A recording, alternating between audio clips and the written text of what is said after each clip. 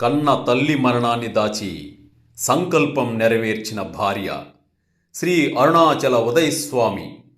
ఈయన ఈ స్థాయికి రావడానికి గల కారణం వారి అర్ధాంగి లక్ష్మీ గారి సహకారం ఎంతో ఉంది. అరుణాచలంలో కార్తీక దీపం ఉత్సవానికి దీపం వెలుగుతున్న 11 రోజులు అన్నప్రసాదం చేయాలనే గొప్ప సంకల్పంతో అన్నప్రసాదం చేస్తున్న భర్త సంకల్పం నెరవేరాలని 2 రోజులు ఉందనగా 21/12/2024 శనివారం రోజున వారి సతీమణి తల్లి అనగా శ్రీ అరుణాచల ఉదయస్వామి గారి అత్తగారు శివైక్యం చెందారు. అటువంటి సమయంలో తన భర్త కూడా ఉండి ఆ అంతిమయాత్రలో పాల్గొనాలని అనుకుంటారు.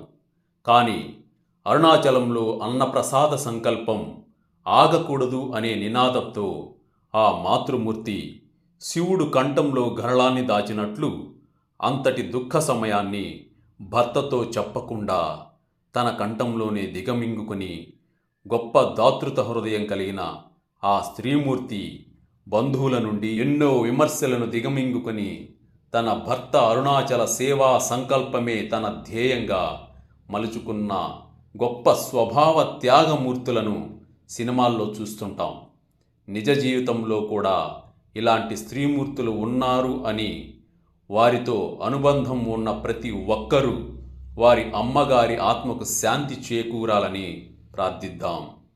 అంత మంచి మనసున్న లక్ష్మీ గారికి మనమందరం సానుభూతి తెలియజేద్దాం. అమ్మా లక్ష్మీ గారు, మీ భర్త ఉదయ్ గారి నుండి అలాగే మీ భర్త గారు ఎంతో గొప్ప సంకల్పంతో అన్నప్రసాదం చేసి దాన్ని స్వీకరించిన నా నుండి ప్రతి ఒక్కరి నుండి మీకు హృదయపూర్వక ధన్యవాదాలు తెలియజేసుకుంటున్నామమ్మా.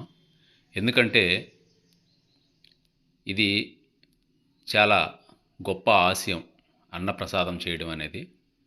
ఆ అన్నప్రసాదానికి ఆటంకం అంతరాయం కలగకుండా మీ తల్లిగారు స్వర్గస్థులైనా కానీ అది మీ భర్తకి తెలియచేయకుండా అది మీ కంఠంలోనే దాచుకొని ఆ బాధను దిగమింగుకొని ధైర్యంతో ముందుకెళ్ళి కార్యక్రమాలు జరిపి తర్వాత తెలిపినందుకు మీ గొప్ప హృదయానికి మేము చేతులెత్తి ధన్యవాదాలు తెలియజేసుకుంటున్నాం.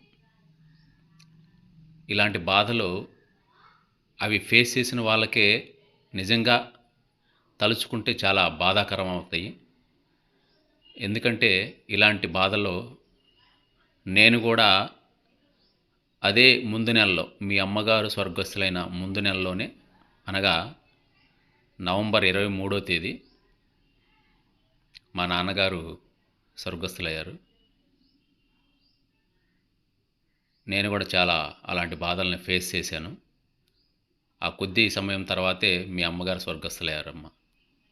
ఇలాంటి బాధల్లో నేను కూడా తలుచుకొని నేను కూడా మీ ప్లేస్లో ఉండుంటే ఎలా ఉండేది, మీ ధైర్యానికి అది మీ ధైర్యం అని కూడా అనుకోకూడదు. మీ భర్త గారి ఆశయ సాధనకై అలాంటి సమయాన్ని మీరు త్యాగం చేశారు అనుకోవచ్చు. అక్కడ అన్నప్రసాదం స్వీకరించే వారిలో వేల సంఖ్యలో ఉన్నారమ్మ.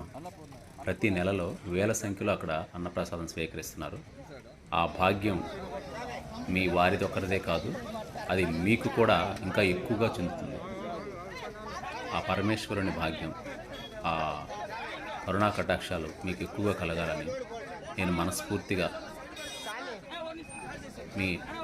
మీరు చేసిన ఈ అన్నప్రసాదాన్ని స్వీకరించిన ప్రతి ఒక్కరి నుండి ధన్యవాదాలు తెలియజేస్తున్నానమ్మా.